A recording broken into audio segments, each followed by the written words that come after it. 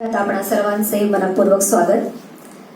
आम्हा घरी धन शब्दांचीच रत्ने, शब्दांचीच शास्त्र यज्ञ करू. शब्दाची अमुचा जीवाचे जीवन, शब्द वाढू धन जनलोका. तुका म्हणे पहा शब्दाची हा देव, शब्देचे गौरव पूजा करू. हे शब्द संत तुकाराम महाराजांचे आपण सर्वच जाणतो आहोत.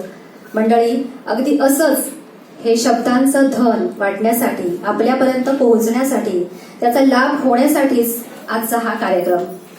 या पुस्तकाचे प्रकाशन ज्यांच्या हस्ते होणार आहे, या अशा दोन गोड मैत्रिणी इथे उपस्थित झालेल्या आहेतच. तेव्हा सर्वप्रथम मी व्यासपीठावर आमंत्रित करते इथे उपस्थित असलेल्या संगीता कुलकर्णी मॅडम, प्राध्यापिका दीपा ठाणेकर,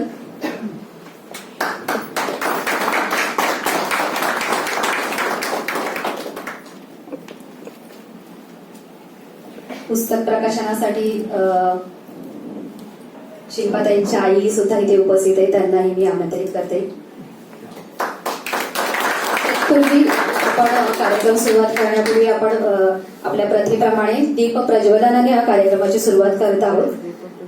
यासाठी सर्वच मान्यवरांना मी आमंत्रित करते इथे. संगीता कुलकर्णी मॅडम, दीपा ठाणेकर मॅडम, शिल्पाताई आणि शिल्पाताईंच्या आई, आणि यासाठी इथे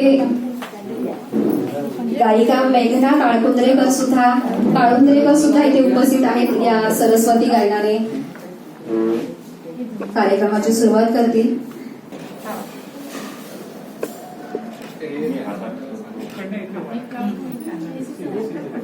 शिल्पाताईंच्या आई इथे उपस्थित आहे, प्रिया इनामदार.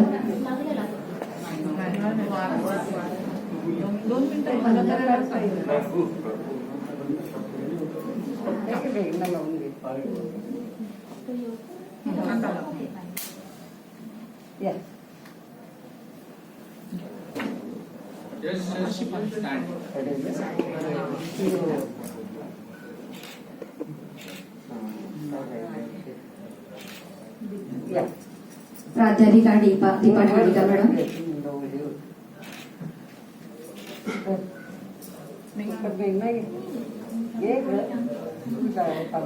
आणि लेखिका शिल्पाताई.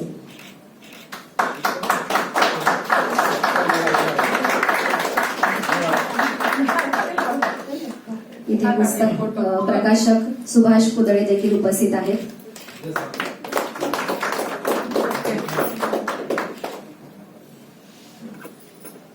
धन्यवाद.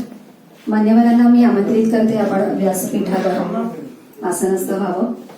मेघना काळुंद्रेकर आपल्या समोर सरस्वती स्तवन घेऊन येत आहेत.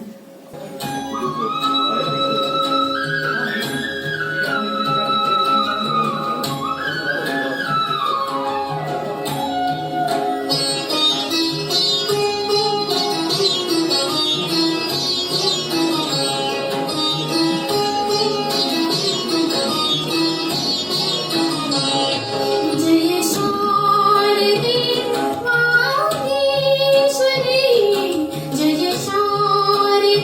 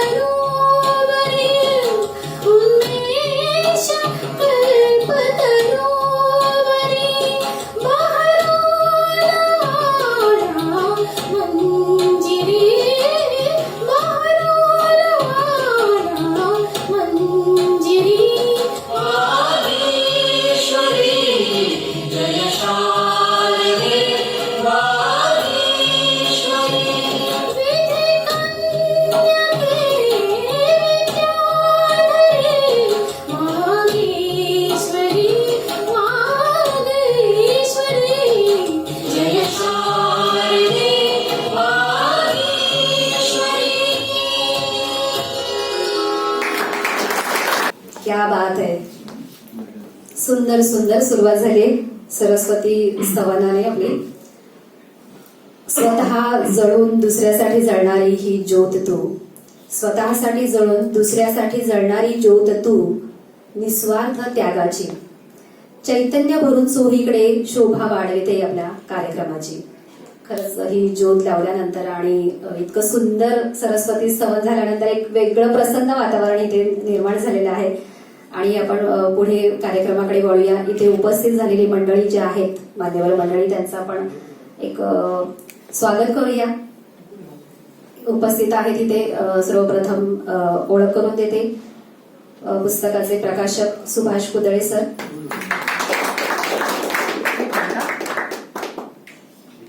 एक मिनिट. ओके. कोकण मराठी साहित्य परिषद जी ठाण्याची शाखा आहे तिथल्या आमच्या अध्यक्ष आहेत संगीता कुलकर्णी मॅडम. सुंदर कवयित्री आहेत, लेखिका आहेत आणि वृत्तपत्र, मासिक, दिवाळी अंक यात सातत्याने त्या लेखन करीत असतात. एक मिनिट. ओके. त्यांच्या शेजारीच बसलेल्या आहेत प्राध्यापिका दीपा ठाणेकर मॅडम. या घाटकोपरच्या झुंझुनवाला कॉलेजमध्ये मराठी विषय शिकवतात. त्याचसोबत कोकण मराठी साहित्य परिषद युवा शक्तीच्या त्या केंद्र प्रमुख आहेत. एक मिनिट. आणि युवांसाठी खास त्यांचं कार्य सतत गेले 10-12 वर्ष सातत्याने ते करीत आहेत.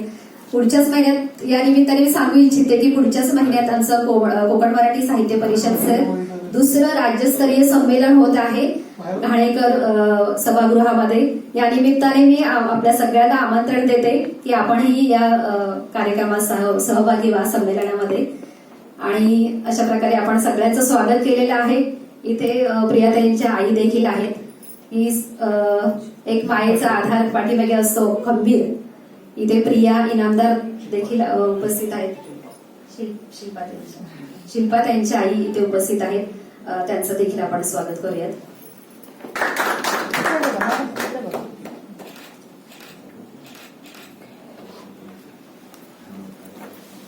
ज्यांनी आता सगळ्यांचं स्वागत केलं असे मनीष दादा यांचं देखील आपण जोरदार टाळ्या वाजवून स्वागत करूया.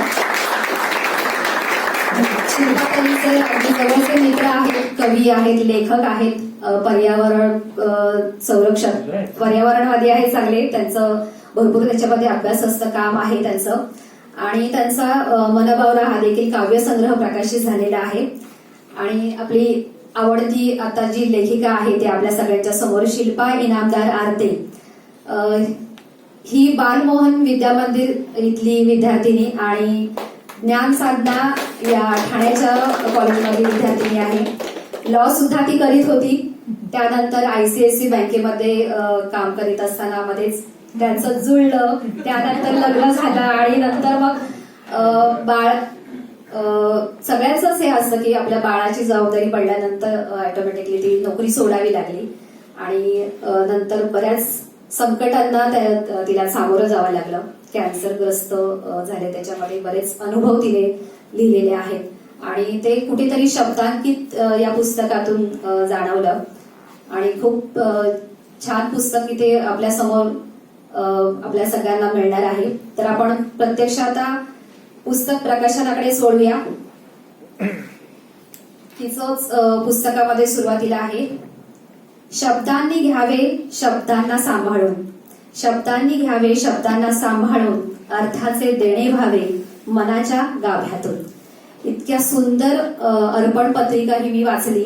त्याच्यामध्ये या ओळी मला दिसल्या. आणि अर्पण जी ही भावनाच आहे किती सुंदर आहे, अर्पण करण्याचं, समर्पण करण्याचं. आणि आपल्या समोर आता हीच जी आहे भावना ती सत्यात उतरवूया. पुस्तक प्रकाशन आपण वळूया. प्रत्यक्ष आपण पुस्तक प्रकाशनाचा कार्यक्रम आपण करूयात आता.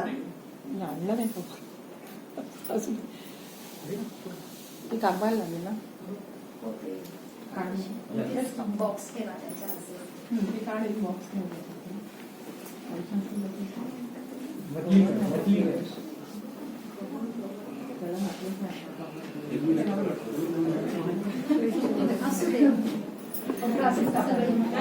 सगळी आपलीच माणसं आहे तिथे.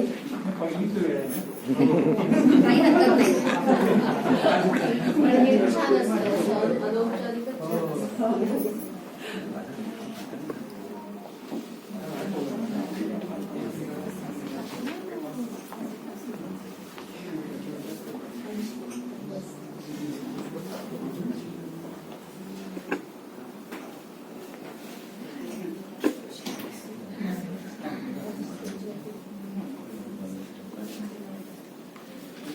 असंच ठेव ना.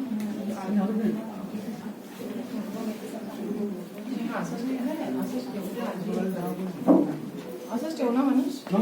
हो. शिल्पाताईंच्या आई इथे उपस्थित आहेत, प्रिया इनामदार, आणि संगीताताई उपस्थित आहेत, सुभाष कुदळे सर, दीपा ठाणेकर मॅडम, या सगळ्यांच्या हस्ते आपण पुस्तक प्रकाशित करीत आहोत. सर्वप्रथम मी विनंती करते की आईचा पहिला स्पर्श लागू देत आणि पुस्तक प्रकाशित करूया. शिल्पाताई तुम्ही या इथे सोबत.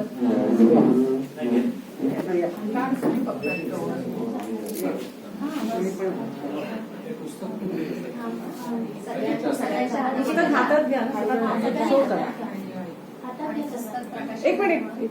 नाही एक एक द्या प्रत्येक.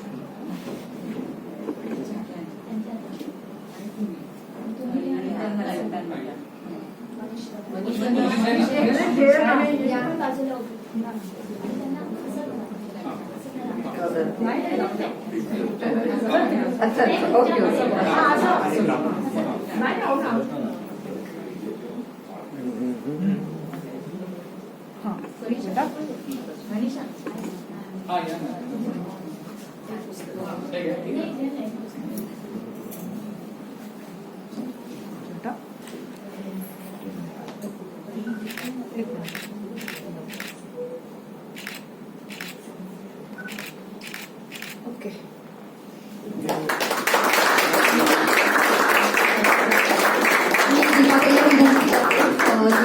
आपलं प्रकाशन झालेलं आहे असं आता मी जाहीर करते की हा प्रकाशन सोहळा संपन्न झाला आहे.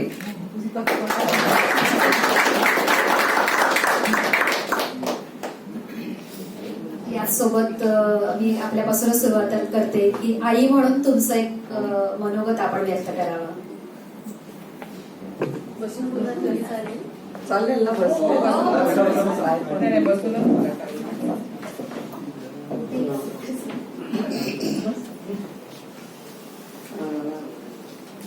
इथे उपस्थित रसिक प्रेक्षक, नमस्कार. आज खरं तर हा पुस्तक उद्घाटन सोहळ्याचा कार्यक्रम अतिशय आनंददायी आहेच, पण ह्या कार्यक्रमात फक्त शिल्पाचंच यश आहे असं नाहीये. तिच्या बरोबर तिचे जे अनेक मित्र मैत्रिणी आहेत त्यांनी तिला भक्कम पाठिंबा दिला, प्रोत्साहन दिलं, त्यांचंही मी कौतुक करते आणि अभिनंदन करते. शिल्पाला तशी वाचनाची आवड पहिल्यापासून होतीच. शाळेत असताना सुद्धा तिला काही ड्रेस किंवा खेळणी वगैरे याचं कधी हे वाटलं नाही. ती नेहमी सुट्टीत म्हणायची की मला पुस्तकच आणून द्या म्हणून, आणि त्याच्यामुळे तिला वाचनाची गोडी लागली. पण हे वाचन करता करता ती लिखाणाच्या क्षेत्रात कधी वळली ते आम्हालाही कळलं नाही, आणि जेव्हा कळलं तेव्हा मात्र आम्हाला खूप आनंद झाला. त्याचं कारण असं की माझ्या डोळ्यासमोर 25 वर्षापूर्वीची शिल्पा आणि आता 25 वर्षांनंतरची शिल्पा उभी राहिली. 25 वर्षापूर्वी ती एका असाध्य रोगाशी झुंजत होती. त्याचे उपचार, त्याचं यातना, त्याचं हे चिडचिड, तिचं जे काही सगळं व्हायचं त्याचे साक्षीदार तिचे मित्र आज इथेही बसलेले आहेत माझ्या समोर. पण त्यावेळी तिने मला एकच सांगितलं की म्हणजे तिचा आत्मविश्वास, निर्धार म्हणा किंवा तिची इच्छाशक्ती, तिने मला एकच सांगितलं की आई मला ह्या सगळ्यातनं बाहेर पडायचंय. आणि तसं तिने ते करूनही दाखवलं. आणि त्याचवेळी मनात एक विचार येऊन गेला की इतक्या जिद्दीने ती ह्यातून बाहेर आले म्हणजे ह्याच्या पुढच्या कोणत्याही प्रसंगाला ती सहज सामोरी जाईल. आणि तसंच परत 17 वर्षांनी जेव्हा तिच्यावर हा दुसरा आघात झाला आजारपणाचा, म्हणजे इनफॅक्ट त्यावेळी कॅन्सरने सांगितलं की मी अजूनही तुझ्यासोबत आहे. आणि अशा वेळी आम्ही खरं तर घाबरलो, पण ती जराही घाबरली नाही. म्हणजे पहिल्या वेळेचे तिचे सगळे जे अनुभव, तिच्या यातना, तिचं जे काय होतं ते मागे सारून परत ती नव्याने त्यावेळी समोर गेली आणि परत सगळे उपचार, औषध पाणी करून त्यातूनही बाहेर आली. ते तिच्या स्वतःच्या आत्मविश्वासाच्या जोरावरच. आणि आताही ती जे हे लिखाणाच्या क्षेत्रात तिने सुरुवात केली त्याच्यामागे तिची इच्छाशक्ती, दांडी, आत्मविश्वास आणि तिचा जिद्दी स्वभाव हा आहे. आणि त्याच्यामुळे असंच तिने पुढे लिहित राहावं, त्याचा आनंद घ्यावा, वाचकांनाही त्याचा आनंद मिळावा हीच इच्छा. आणि तिच्या ह्या कार्याबरोबर, तिच्या ह्या कार्याला लिखाणाच्या, तिच्या समस्त मित्र परिवार ज्या समोर माझ्या समोर बसलेले आहेत त्या सगळ्यांना, त्यांचंही मी कौतुक करते आणि त्यांनाही माझा मानाचा सलाम.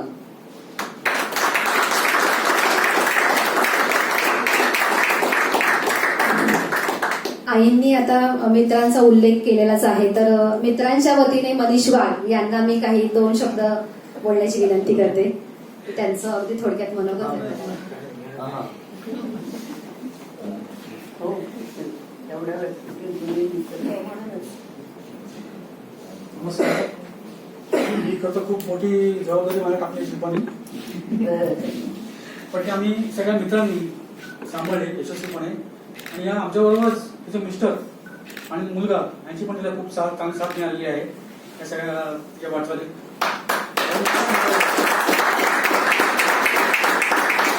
बाहेर पडलो त्यानंतर 2 वर्षापूर्वी भेटलो, म्हणजे जवळ 30-35 वर्षाचा आम्ही भेटलो एकत्र. आणि हा गॅप 35 म्हणजे एक पिढी घराची गॅप होता कालखंड, तो मी वेगळे होतो एकमेकांपासून. आणि त्या काळात आम्हाला प्रत्येकाची गरज होती, आम्हाला तुम्ही भेटा, आम्ही हे करा, पण आम्ही भेटू शकलो नाही, तरी पण आम्ही बरोबर होतो सगळ्यांच्या.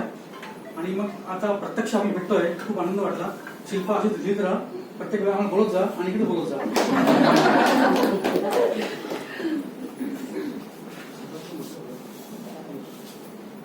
अगदी शॉर्ट अँड स्वीट झालं. खरं तर त्यांच्या मनामध्ये भरपूर काही अनुभव आहेत, भरपूर काही बोलण्यासारखं आहे, पण अगदी थोडक्यात त्यांनी व्यक्त केलं मनीषा दादाने. धन्यवाद मनीषा दादा. यानंतर पुस्तकाचे प्रकाशक आपल्या इथे उपस्थित आहेत सुभाष कुदळे सर. त्यांनाही विनंती करते की आपणही 2 शब्द बोलावे. नमस्कार उपस्थित सर्व रसिकवर्ग. ऍक्च्युअल माझं प्रांत बोलण्याचं नाही, पण तरी पण 2 शब्द मी बोलतोय. सर्वप्रथम शिल्पा मॅडमचं खूप कौतुक. त्यांनी खूप सुंदर पुस्तक लिहिलेलं आहे. आणि या वर्षात आमच्या सिद्धिफंड पब्लिकेशनची 2 पुस्तकं, गेल्याच आठवड्यामध्ये मराठी ग्रंथ संग्रहालयाचं जे रेगी पुरस्कार होता सिद्धिफंड पब्लिकेशनच्या काहीच्या बाई विनोद पिते यांना मिळालेला आहे. या आठवड्यात नवीन पुस्तक, दुसरं पुस्तक शिल्पा मॅडमचं आहे, शब्दशिल्प. खूप सुंदर लेख त्यांनी लिहिलेले आहेत आणि त्यांचं कौतुक आणि त्यांना पुढील वाटचालीसाठी खूप सारे शुभेच्छा देऊन मी माझे 2 शब्द. धन्यवाद सुभाष सर. इथे उल्लेख केला आता सरांनी की सिद्धी पब्लिकेशन तर्फे पुरस्कार जाहीर झाला होता काहीच्या बाई. ते विनोद दादा आमच्या इथे उपस्थित आहेत, त्यांच्यासाठी जोरदार टाळ्या. त्यांना पुरस्कार मिळाला आहे प्रकाशक अर्थात सुभाष कुदळे सर. यापुढील तुमचा नंबर शब्दशिल्प पुरस्कार. हो नक्कीच नक्कीच. अशीच आपण सगळ्यांतर्फे शुभेच्छा व्यक्त करूया की पुढील पुरस्कार देखील या पुस्तकाला मिळवत आहेत. माझी एक मैत्रीण आहे मानसी चिटणीस, जी पुस्तकाची अतिशय सुंदर या पुस्तकाला प्रस्तावना तिची लाभलेली आहे आणि सहज गप्पा मारताना या पुस्तकावर देखील चर्चा झाली. 40 ललित बंध या पुस्तकात आहेत आणि अतिशय मर्मभेदक, हृदयाला भिडस्त असे सगळे लेख आहेत. हे सगळं पुस्तक आपलेच आहेत अनुभव असे सगळे वाढतात. तिच्या प्रस्तावनेमध्ये सुंदर मला एक ओळ वाचली लिहिलेली की ती म्हणते, शब्दशिल्प हे ललित बंधाने नटलेलं शिल्प आहे. शब्द आणि शिल्प हे दोन्ही शब्द असे आहेत की ते जितके रेखीव होत जातील तितके ते आकर्षक आणि सौंदर्यपूर्ण होत जातात. आणि हे असेच शब्द तुमच्या आयुष्यात दिवसेदिवस त्याची वृद्धिंगत होत जाऊ, अशी आणखी छान छान पुस्तकं येत राहू. ही जी प्रवास आहे हा लिखाणाचा, तो असंच सातत्यपूर्ण राहू ही शुभेच्छा देते. आणि पुढील आपले इथे मान्यवर आहेत, ओमसपा अध्यक्षा, शाखेच्या अध्यक्ष आहेत संगीता कुलकर्णी मॅडम, यांना आपलं मनोगत व्यक्त करण्यासाठी सांगते.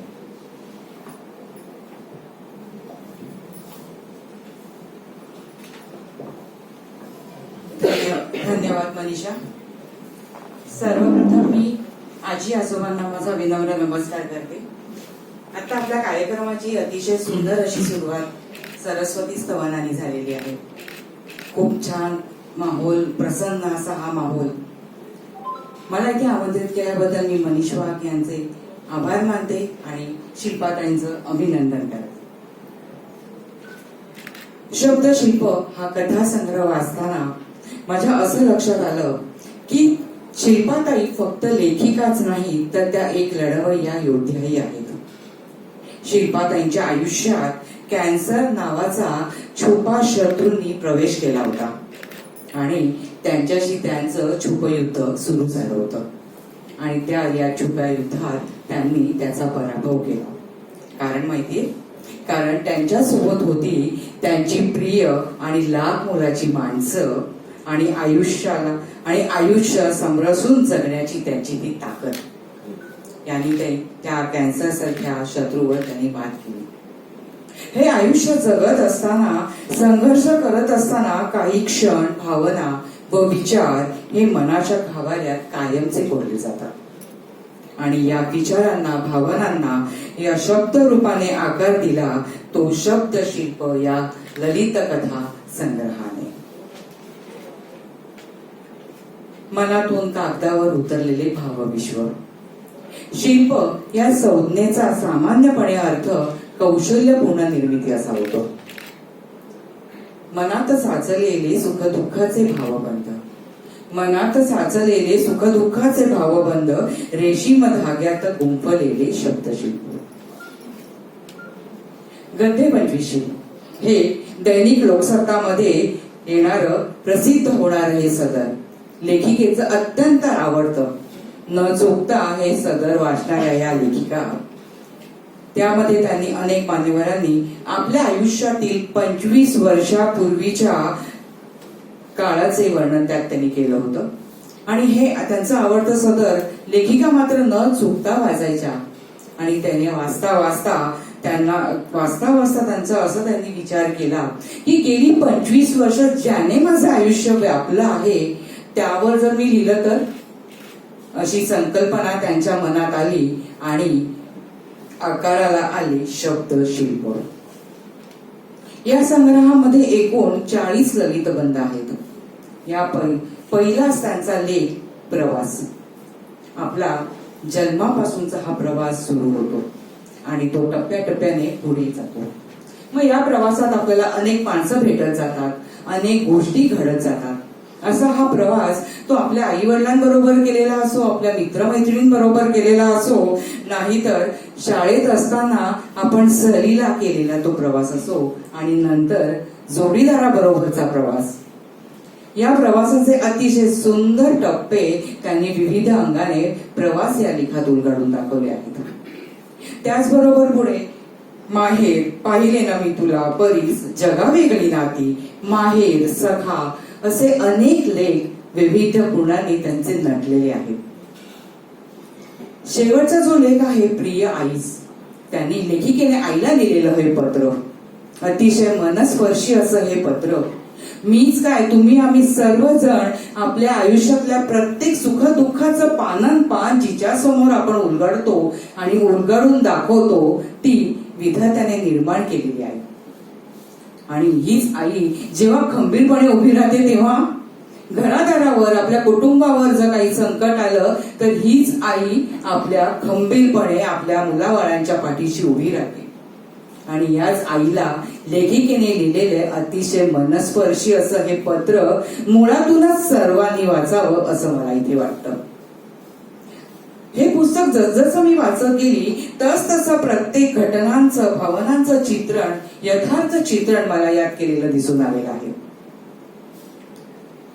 अतूट मैत्रीय यामध्ये तर आपण शाळा सोडल्यानंतर कॉलेजमध्ये प्रवेश करतो आणि आपल्याला अनेक मित्रमैत्रिणी भेटत असतात आणि एक वेगळाच आपला अनुबंध तिथे निर्माण होतो. कालांतराने काही वर्षाने प्रत्येकाच्या वाटा वेगवेगळ्या झालेल्या असतात. नंतर बऱ्याच वर्षांनी FB वर एक फ्रेंड रिक्वेस्ट येते आणि नाव बघून मनीष वाघ त्वरित त्याचा स्वीकार करतात. आणि अशी ही यांची ही मैत्री, अतूट मैत्री. तर ही मैत्री कशी असावी? तर ही मैत्री फुलांसारखी असावी, सुगंध देणारी आणि कायम दरवळत राहणारी अशी ही मैत्री. आणि ही कायम यांची ही मैत्री अशीच दरवळत राहो अशी मी इथे सदिच्छा व्यक्त करते.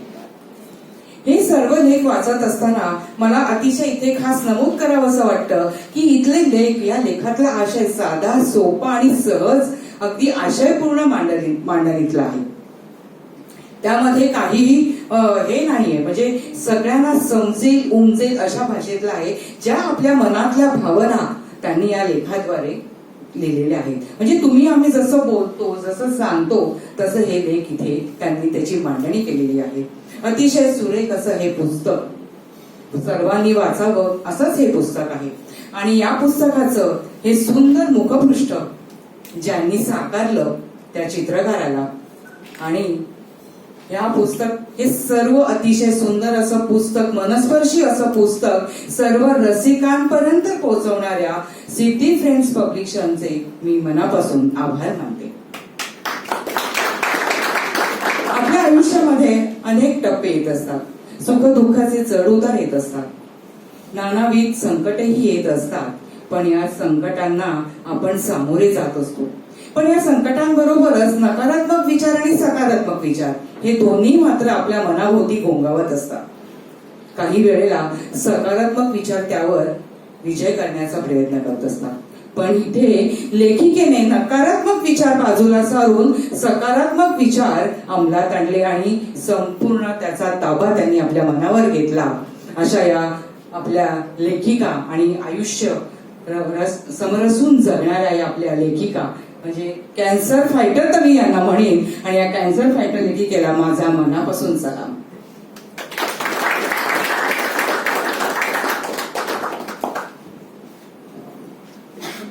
शिल्पा त्यांच्या लिखाणाला उत्तरोत्तर त्यांचं लिखाण भरत जाऊ आणि नवनवीन साहित्य वाचावयास मिळो या साहित्य प्रवासात मी त्यांना मनापासून शुभेच्छा देते. धन्यवाद.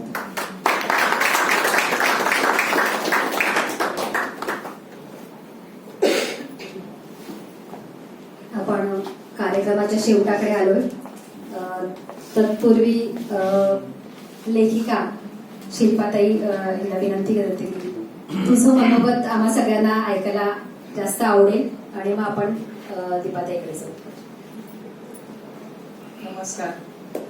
आणि सर्व उपस्थित लोकांचे मनपूर्वक आभार. कारण सध्याची परिस्थिती बघता हे इतक्या शॉर्ट पिरियडमध्ये ठरलं गेलं आणि तुम्ही सगळे निव्वळ माझ्या प्रेमासाठी इथे आलात त्याबद्दल अतिशय धन्यवाद.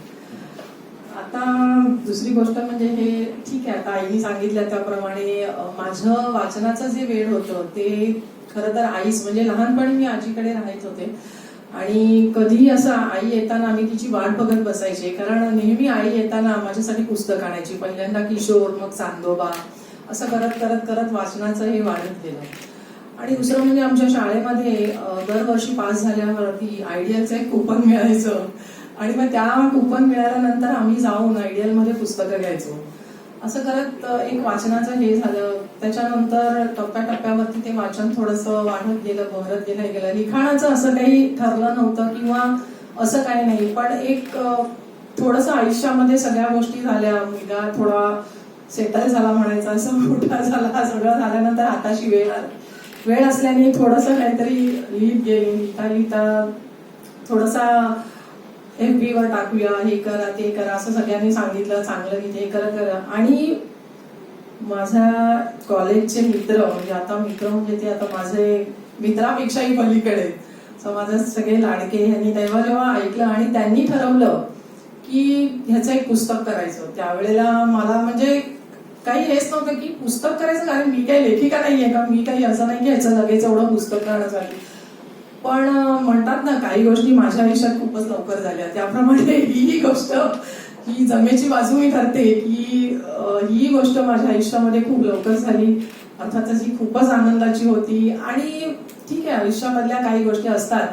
आता व्हाय मी अशा जर असतं म्हणतात, तर असं मी कधीच म्हणणार नाही व्हाय मी. कारण ठीक आहे, ज्याला दुःख सहन करायची किंवा ताकद असते त्यालाच ती देव देतं असं माझं म्हणणं आहे. आणि त्यांनी ती दिली आणि त्यांनी प्रत्येकातनं मला यातनं काढलं. आणि मी जसं प्रस्तावनेत म्हटलंय की कोण होती ती माणसं की जी भेटता न भेटता अनेक गोष्टीसाठी माझ्यासाठी देव पाण्यात घालून बसलेली होती ज्या वेळेला माझं हे सगळं चालू होतं. आणि ह्या सगळी माणसं की जी समोर बसलेली आहेत, ती माझं प्रत्येक FB वरचे अनेक मित्र मैत्रिणी, वाचणारे, माझे नातेवाईक, या सगळ्यांच्या सदिच्छेच्या आणि मी या सगळ्यातनं बाहेर आले. आणि मी त्यामुळे मला काही असं मानत नाही की हे का आहे मी किंवा नाही असं का वगैरे. जे जे माझ्या समोर आलं आयुष्यात ते मी जगले. आणि अर्थातच माझी आई तर आहेच, म्हणजे माझा म्हणतात ते पिलर जे म्हणता येईल ते माझी आई, माझा नवरा आणि अर्थातच माझा लेक. ह्या सगळ्यांच्या ह्याच्यावरती मी या सगळ्यातनं उभे राहिले. एक छोटासा प्रयत्न केलेला आहे. आणि माझा हा शैलू अत्यंत म्हणजे जीवाभावाचा शैलू, मनीष, दीपक आणि संजय हे सगळे माझे जे कॉलेजमधले मित्र आहेत त्यांनी मला हे खूप मोठं सरप्राईज दिलेलं आहे. आणि मग मी जसं प्रस्तावना लिहिलं असं काही ऋण जे असतात ती न फेडलेलीच चांगली असतात. त्याच्यामुळे मी त्यांची ऋणात तर राहीनच, पण मी ती असं म्हणणार नाही की त्यांनी ऋण फेडलं किंवा ऋणाचं आहे. ते मला खूप आवडलं. आणि पुस्तक तुम्ही नक्की वाचा, त्याच्यावरती अभिप्राय द्या. तुम्हाला ते आवडेलच. ते पुस्तक तुम्ही संग्रही ठेवा, तुम्ही कोणाला गिफ्ट द्या, चालेलच. आणि बस बाकी काय नाही. आणि हा सोहळा आयोजित करण्यामागे माझा भाऊ ऋषी, मनीष या सगळ्या लोकांनी जे काही कष्ट घेतलेले आहेत किंवा अगदी म्हणजे काय म्हणतात छोट्या ह्या सगळ्याशा शॉर्ट पिरियडमध्ये सगळं एवढं केलंय, त्याबद्दल त्यांना मनपूर्वक त्यांना सुद्धा मी त्याचे आभार मानते. आणि अजून काय बोलू, बस मला जास्त काही आता याला बोलता येत नाहीये. बस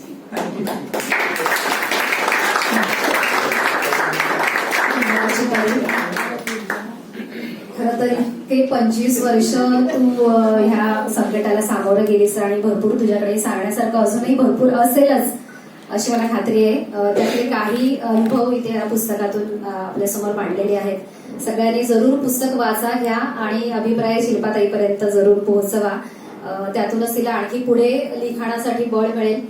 आणि कार्यक्रमाच्या अगदी ज्या पाहुण्या आपल्या आहेत, प्राध्यापिका दीपा ठाणेकर या कोमसापल युवा शक्तीच्या प्रमुख आहेत. आणि युवकांसाठी खास त्यांचं काम चालू असतं, कायम 10-12 वर्ष गेले काम करत आहेत. मराठी भाषेसाठी त्या सक्रिय सहभाग आहे त्यांचा. आणि आदर्श शिक्षिका म्हणून देखील त्यांना पुरस्कार लाभलेला आहे.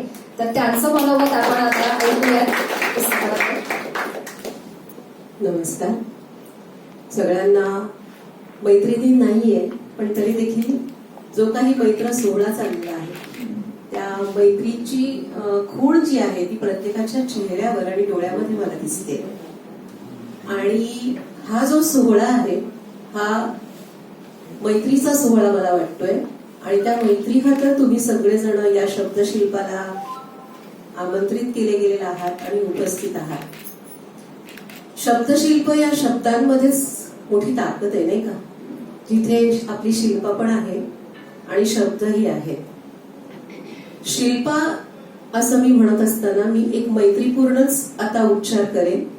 त्या वयानं ज्येष्ठ आहेत, पण तरी देखील त्यांचं लेखन वाचत असताना कुठेतरी माझीच एक मैत्रीण माझ्याशी हितगुज साधतीये असं मला जाणवत होतं. काही लेख जे आहेत ते वाचत असताना मीच मला पडताळून पाहते, तपासून पाहते की काय असं जाणवत होतं. म्हणजे जसं मामा त्यांचे जे आहेत, चुलत मामा, आणि त्यांच्याविषयी लिहिलेला लेख जो आहे तो वाचत असताना पुन्हा मला जाणवत राहतं की आपलाही कुठेतरी असा एक मामा आहे आणि तोही आपल्याला अशाच पद्धतीने जीव लावतो. आपल्याला असे मित्रही आहेत की जे शब्दशिल्प म्हणत असताना ह्या ललित लेखांचा अनुबंध जो आहे तो वाचत असताना त्यात जाणवत गेले ते म्हणजे एक सच्चेपणा, आणि जो प्रामाणिकपणा आहे तो सातत्यानं प्रत्येक लेखामध्ये आपल्याला दिसत राहतो. जे अनुभवलं, जे भोगलं ते आपण लिहिलं. खरं तर तुमच्या आमच्यामध्ये सगळ्यांमध्येच एक लेखक दडलेला असतो. मी शिकवत असताना नेहमीच म्हणते की तुमच्यामध्ये नाटककार असतो, तुमच्यामध्ये कवी असतो, तुमच्यामध्ये एक कथाकार असतो, तसंच आपल्या सगळ्यांमध्येच एक लेखक असतो. कुणी तो शब्दबद्ध करतो, कुणी कुणी बोलताना देखील तो व्यक्त करत असतो. त्यामुळे आपण सगळेजण शब्दांचेच धनी आहोत आणि मग आपण सगळेजण शब्दांचे धन घेऊन पुढे जात असतो. ते मराठीत असेल, इंग्रजीत असेल किंवा हिंदीमधलं पण असेल. पण या शब्दांशिवाय आपलं सगळ्यांचंच आयुष्य अपुरं आहे. आणि मग या शब्दांचं मोल जे आहे ते असं आपल्याला सापडत जातं या शब्दशिल्पांमध्ये. आणि नुसतंच या शब्दांचं मोल नाही, शब्दांचं धन नाही, तर आपल्याला एक स्नेह, ऋणानुबंध आणि एक माणुसकीचा असलेली जी माळ आहे, प्रत्येक व्यक्तिगणिक असलेला आपला जो ऋणानुबंध आहे, स्नेहबंध जो आहे, तो लेखिकेने जपलेला आपल्याला दिसून येतो. 40 ललित बंध आहेत, छोटे छोटे स्फुट लेख आहेत, ज्याला आम्ही म्हणजे मराठी साहित्याचा अभ्यास करणारी मंडळी त्याला स्फुट लेख म्हणतो, कारण छोटे असे लेख आहेत. पण या छोटेखानी लेखांमधनं देखील आपल्याला माणसाची माणसाबरोबर असलेली नाळ जी जुळलेली आहे ना, ती कुठेतरी जाणवत राहते. म्हणजे तुकारामांनी लिहिलेली एक लघुकथा आहे. म्हणजे किती ओळींची आहे? फक्त 12 ओळींची, आणि ती कवितेमध्ये लिहिलेली आहे. आणि ती 12 ओळींची लघुकथा झाली नाही, त्याचा आपण अभ्यास नंतर करायला लागलो, त्यावेळेला आपल्याला जाणवलं की ती लघुकथा आहे. शिल्पाताईंचे लेख जे आहेत हे वाचत असताना एखादं नाटकही सुचेल, त्याचा प्रत्यय येतोय मला, म्हणून मी हे बोलते. लेख आहे आठवणींचा क्लायमॅक्स. म्हणजे जणू काही शिल्पाताई कॅमेरा घेऊन हातात फिरताय की काय असं मला जाणवत राहतं. कारण शिल्प जे आहेत ना ते केवळ मूर्ती अशी तयार, शिल्प म्हणजे मूर्तीच, पण अशी ही मूर्ती जी आहे ती केवळ आपण अशी बघू शकत नाही, तर शब्दांची ही मूर्ती घडत असताना आपल्याला त्याच्यामधनं काव्य दिसतं, त्याचप्रमाणे नाटकही दिसते. सगळ्याला बांधणारे हे ललित आपल्या लेख जे आहेत. काही ज्या लेखांमध्ये मला कुठेतरी ना ती कथा सुदीर्घ वाढवू शकते, किंवा तो लेख अजून जर वाढवला, त्यात आणखी काही पात्र आली तर सुंदर अशी कथा होऊ शकते आणि कादंबरीकडे देखील प्रवास त्याचा होऊ शकतो. मला असं वाटतं हा पहिला प्रकाशन सोहळा आहे. दुसऱ्या प्रकाशन सोहळ्यामध्ये आपण कादंबरीचं प्रकाशन करू शकतो आणि ती प्रेरणा घ्यावी. कारण ज्या काही असाध्य अशा गोष्टी त्यांच्या आयुष्यामध्ये घडलेल्या आहेत त्या जर त्यांनी लिहून काढल्या, कारण एक हसरा चेहरा तुम्हाला दिसतोय आणि त्या हसऱ्या चेहऱ्या मागे अनेक पटींनी जे काही भोगलं गेलेलं आहे ते आपल्याला ज्ञात नाहीये, पण तरी ते जर पुन्हा शब्दबद्ध केलं गेलं तर अनेकांना त्याची प्रेरणा मिळेल. मला असं वाटतं हा प्रयत्न करायला हरकत नाहीये. आणि मला असं वाटतं काही गोष्टी विसराव्यात ना, आणि त्याचा उल्लेख न करणं जे वाईट आहे ते सोडून द्यावं, पण ते शब्दबद्ध करून जर दुसऱ्याला त्याच्यामधून प्रेरणा मिळाली, प्रोत्साहन मिळालं, जगण्याचं बळ मिळालं, तर निश्चितपणे ते लिहिलं गेलं पाहिजे. हे सगळं वाचत असताना म्हणजे सध्या खूप धावपळ आमची ही सर्व संमेलनाची तयारी वगैरे वगैरे, पण दादांना मी म्हटलं होतं जर मला जमणार नाहीये तर मी अगोदर 10 दिवस अगोदर सांगेन, किंवा मी स्वीकारणारच नाही, आणि जर मी येणार आहे तर मला तयारी तशी करायला हवी. आणि मग काल रात्री मी दादांना फोन केला की दादा मी येणारच आहे, फक्त मला काय काय याच्याविषयी बोलायचं आणि कोण कोण बोलणार आहे तर ते माहिती जरा हसायला पाहिजे. आणि दादा आमचे खूप प्रेमळ आहे आणि तुम्हाला त्या मैत्रीचा सगळाच आता प्रत्यय आलेला आहे. त्यांनी मला जरा देखील त्रास दिला नाही. ते म्हणाले तू इतकी बिझी असते, तुला मी फोन कसा करू. तर हे समजणं जे आहे ना, आंतरिक नातं जे आहे ना मैत्रीचं, माणुसकीचं, ते मला ना कुठे यांच्यामध्ये मनीष दादांमध्ये दिसतं. आणि ते मैत्रीचं प्रत्यय जो आहे तो इथे कुठेतरी लेखांमध्ये देखील मला जाणवत राहिलेला आहे. लेखाबद्दल ताई खूप बोललेली आहे, संगीताताई. नंतर आई तुम्ही किती सुंदर बोलला आहात आणि हृदयातनं आलेले जे सगळे शब्द आहेत, भावना ज्या आहेत त्या आईंनी मांडलेल्या आहेत. आणि त्याच्याबद्दल मी काही बोलणं फार खरंच तेवढं तोलामोलाचं नसणार आहे, कारण जिथे आई आहे तिथं सगळंच फिकं पडतं आणि तिथे भावना आहेत, आशीर्वाद आहेत आणि त्यांचे शब्द जास्त लाखा मोलाचे आहेत आणि ते हृदयापासूनचे आहेत आणि त्याच्यामुळे ते खूप मोलाचे मला तरी वाटतात. मी एक वाचक म्हणून या सगळ्याकडे पाहत असताना मला तो प्रवास जो आहे तो जाणवत असताना जाणवतं की ह्या लेखिकेने वाचता वाचताच कितीतरी गोष्टी टिपलेल्या आहेत लहानपणापासून. म्हणजे त्यांनी अनुभवलेली दिवाळी, त्यांनी अनुभवलेली माणसं, शाळेतले काही दिवस, कॉलेजमधले दिवस, मग ठाण्यामध्ये आल्यानंतर मग त्यांची दिवाळी वेगळी सुरू झालेली आहे. त्यानंतर मग प्रेमामध्ये पडल्यानंतर वेगवेगळे अनुभव त्यांचे जे आलेले आहेत आणि त्यांचा तो व्हॅलेंटाईन जो आहे ना, तो माझ्याही आयुष्यामध्ये तसाच आहे. त्यामुळे ते कुठेतरी ना भिडत गेलं आणि ते वाचत असताना मला सारखं जाणवत राहतं की अरे हे अपना भी ऐसा ही था, अपना टाइम आएगा तो ऐसा ही कुछ तो हुआ है. तर असं सारखं जाणवत राहतं आणि त्यामुळे खूप भिडलं हे पुस्तक. लेखक कुठलाही असो, म्हणजे जेव्हा इरावती कर्व्यांनी लेखनाला सुरुवात केली किंबहुना दुर्गाबाई भागवत यांनी लेखनाला सुरुवात केली, कुठून तरी प्रत्येकाची एक सुरुवात होत असते. हळूहळू आपण स्वतःला डेव्हलप करत असतो, हळूहळू उत्तर रंग चढत जातो, शब्दांचा रंग चढत जातो आणि मैफिल रंगते शब्दांची. आणि याच पद्धतीने हे पुस्तक रंगत गेलेलं मला जाणवतं. फार पुस्तकाबद्दल न बोलता मग तुम्ही कसं वाचणार ना, त्यामुळे मी एक फक्त मला आवडलेला वेचा जो आहे तो वाचला तर चालेल का? आठवणींचा क्लायमॅक्स. कॅमेरा हातामध्ये घेऊन शिल्पाताई तुम्ही लिहिलंय की नाही माहित नाही, पण माझ्यासमोर तो क्लायमॅक्स कट, एक सीन, दुसरा सीन. बालमोहन मध्ये शिकलेलं आहे त्याच्यामुळे नाटक अनुभवलेलं आहे. आणि ज्ञानसाधना म्हणजे काय तर ज्ञानाची गंगाच आहे, ज्ञान मंदिर आहे आणि नाटक कवितेचं माहेरघर आहे, त्याच्यामुळे या सगळ्या गोष्टींचे संस्कार कुठेतरी दिसत आहेत. सीन 1, साल 1975. मी पहिलीत असेल. शनिवारी सकाळची शाळा सुटते कधी याकडे माझं लक्ष होतं. शेवटी एकदाची शाळा सुटली आणि तो मला शाळेतून घ्यायला आलेला पाहून मी खुश झाले. त्याचा हात घट्ट धरून मी घरी निघाले. वाटेत नेहमीप्रमाणे त्याने मला क्रीम केक घेऊन दिला. तो मला घ्यायला यायचा तेव्हा माझी नेहमीच मजा असायची. एकदा मी त्याला विचारले देखील, देशील का तू रोज? विचारले देखील, तू रोज का नाही मला आणायला येत? त्यावर तो म्हणाला, अगं मी रोज ऑफिसला नाही का जात, शनिवारी मला सुट्टी असते म्हणून येतो मी तुला आणायला. तेव्हा वाटायचं की शनिवारनं रोज आला पाहिजे होता. सीन 2, साल 1978. तो आणि त्याचे कुटुंबीय डोंबिवलीला नवीन जागेत राहायला जाणार असतात. मी मनातून खट्टू होते. आता माझ्याशी कॅरम, पत्ते कोण खेळणार? मला केक कोण आणून देणार? आणि मुख्य म्हणजे माझे लाड कोण करणार?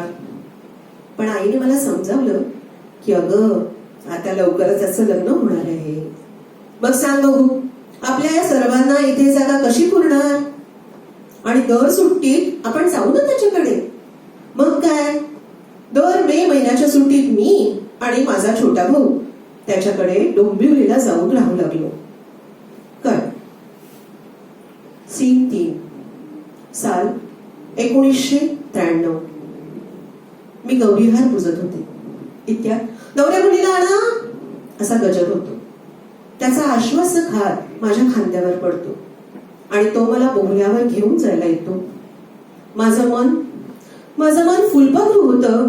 कुठंतरी त्याचे डोळे पाणावल्यासारखे वाटतात. जीवनाच्या एका नवीन वळणावर तो मला आणून सोडतो.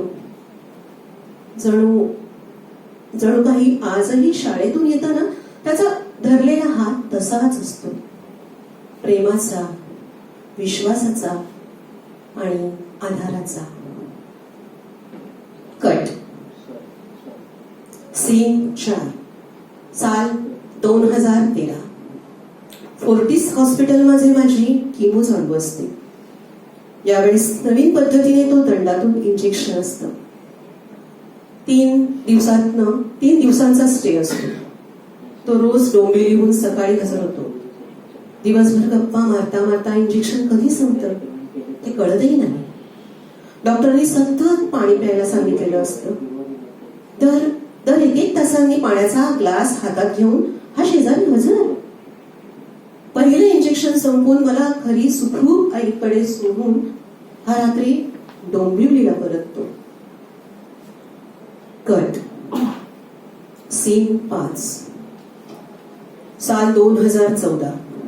10 जुलै. माझ्या लेकाचा वाढदिवस. कोणाचाही वाढदिवस असो वा एखादा सण, सर्वात आधी याचा फोन ठरलेला. सकाळ होते कधी आणि आपण फोन करतो कधी असं याला व्हायचं. पण आज सकाळचे 10 वाजले तरी याचा फोन कसा नाही? इतक्या वर्षांचा त्याचा तो नियम कसा मोडेल? शक्यच नाही. पण त्याच वेळेस त्याची मृत्यूशी लढाई चालू होती. मेजर हार्ट अटॅक येतो आणि त्याची लढाई तिथेच संपते. कट. तो इतक्या तडकाफडकी का जावा आणि गेलाच तर हाच दिवस का निवडावा असे प्रश्न माझ्या भोवती असतात. पण आता त्याचे उत्तर कोणीच देऊ शकणार नसते. खर तर नात्यानं तो माझा चुलत मामा, पण चुलत शब्दालाही लाज वाटावी इतकं सख्यासारखं प्रेम त्याने मला दिलं. आज तो असता तर त्यांना 75 प्रवेश केला असता. मामा, तू नसलास तरी आठवणींच्या रूपानं तू कायम माझ्या जवळ आहेस. तुझी लाडकी भाची शिल्पा.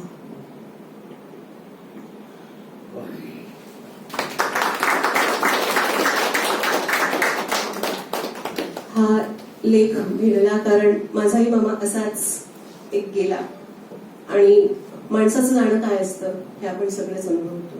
धन्यवाद. ही स्तब्धताच आपल्याला सगळे दाखवून जाते की पुस्तकात किती ताकद आहे या लेखामध्ये. आणि दीपाताईने ते प्रत्यक्ष अभिवाचन करून आपल्या समोर ते पूर्ण अगदी नाटक सादरीकरण आपल्या समोर सगळं सीन घडतोय असं सगळं दाखवलं वाचून. इतकी अभिवाचनात सुद्धा ताकद तितकी दिसली. ताई खूप खूप धन्यवाद. खूप छान व्यक्त झालीस आणि अभिवाचनाचा सुद्धा आम्हा सगळ्यांना छान आनंद दिला. अशा पद्धतीने आपला हा कार्यक्रमाचा सोहळा इतका सुंदर पद्धतीने संपन्न झालेला आहे. शिल्पाताईचं आग्रहाची आपल्या सगळ्यांना एक आमंत्रण आहे की या कार्यक्रमानंतर जेवणाचा आस्वाद घेऊनच आपण इथून जावं. ती एक छान आठवण राहील. पुस्तकासोबत पुस्तकही घ्या आणि जेवणाचा आनंदही घ्या. आणि सगळ्यांचं इथे या कार्यक्रमाच्या निमित्ताने आपण उपस्थित झालात वेळात वेळ काढून. आणि मेघनाताईचं विशेष कौतुक. तिने सुंदर कार्यक्रमाची सुरुवात केली सरस्वती स्तवनाने आणि आपण सगळे इथे उपस्थित झालात. छान व्यक्तही झालात आपण सगळे मान्यवर. आपल्या सगळ्यांचा मनापासून आभार व्यक्त करते आणि इथेच आपला कार्यक्रम संपन्न झाला असं जाहीर करते. धन्यवाद.